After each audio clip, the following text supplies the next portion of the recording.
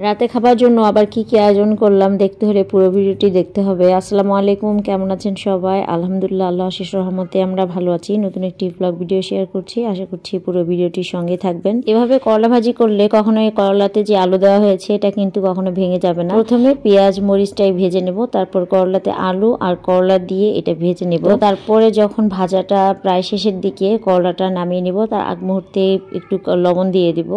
এভাবে ভেজে দেখবেন করলাতে যে আলু থাকে সে আলুগুলো কিন্তু ভেঙে যাবে না। প্রথমে দিয়ে দিলে আলু কিন্তু ভেঙে যাবে। তারপর আবার চুলায় একটু আলু ফ্রাই করে নিয়েছি। এই আলু ভাজাটা খেতে কিন্তু ভীষণই মজা লাগে।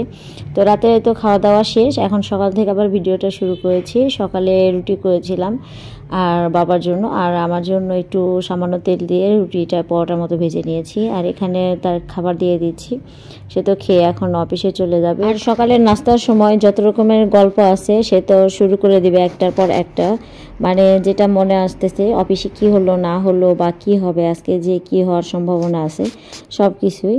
আর এটা এই পাশে ফাঁকা ছিল, আমি একটু মাংস ঝোল নিয়ে নিলাম খাওয়ার জন্য। আর আমার তো গরুর মাংস আর রুটি পরোটা এগুলো দিয়ে খেতে কিন্তু ভীষণই মজা লাগে, ছোট বাচ্চাদের মতো বলা যায়। স্কুল বন্ধ থাকার কারণে তো এখন শান্তি মতো একটু সকালের নাস্তাটা করা হচ্ছে। স্কুলটা শুরু হয়ে গেলে নাস্তাটা করার সময় হবে না, কারণ এতটা তাড়াহুড়োর মধ্যে থাকতে হবে, হয়তো বা নাস্তা করার সময় পাবো না। যাক, দেখা যাক এখন সামনে কি অপেক্ষা করছে।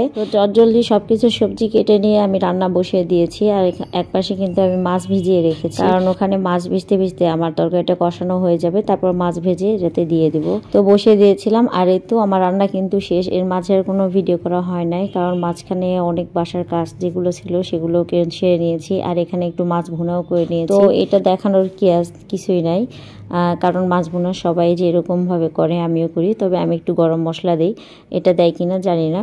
আর এখানে খাবার বেড়ে নিয়েছি। আর পেঁয়াজের কলি বা ফুলকা যে নামে বলেন না কেন, এটা হচ্ছে আমার প্রিয় খাবার। আর শীতের সময় এটা থাকবেই, কোনো কিছু থাক না থাক এই জিনিসটা খেতেই হবে, কারণ এই শীত চলে গেলে এই খাবারটা কিন্তু আর পাওয়া যাবে না। এই তো আমার ঝোল মানে মাছের ঝোল যেটা রান্না করেছিলাম।